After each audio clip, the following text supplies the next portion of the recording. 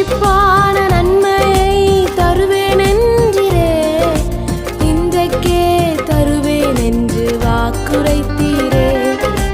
இழந்ததை திரும்ப தருவேன் என்று சொன்னீரே, இரட்டிப்பான பங்கையும் தந்திடுவாரே.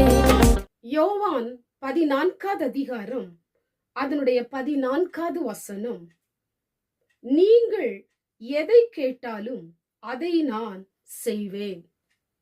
இந்த வார்த்தை கேட்டுக்கொண்டிருக்கிற எனக்கு அன்பான தேவ பிள்ளைகளே, வேதம் உங்களை பார்த்து சொல்லுகிறது, நீங்கள் எதை கேட்டாலும் அதை நான் செய்வேன்.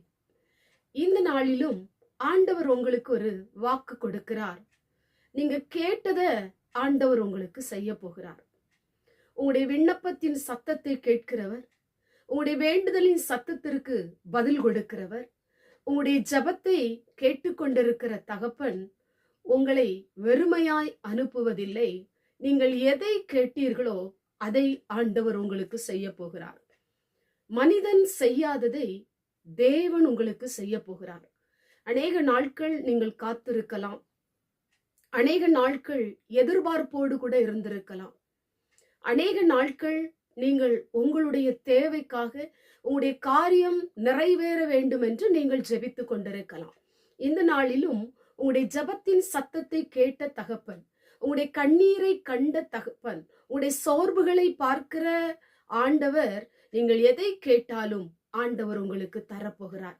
எனக்கு அன்பான தேவ பிள்ளைகளே, நீங்கள் ஆண்டவருக்கு கீழ்ப்படிந்து நடக்கும் பொழுது, அவருடைய வார்த்தைக்கு செவி கொடுக்கும் பொழுது, உங்க வாழ்க்கை பரிசுத்தமா இருக்கும் பொழுது, அவருக்கு பிரியமானவைகளை நீங்கள் செய்யும் பொழுது, அவருடைய காரியத்திலே நீங்கள் உண்மையா இருக்கும் பொழுது, நிச்சயமாய் நீங்கள் எதை கேட்டாலும் ஆண்டவர் தருவார்.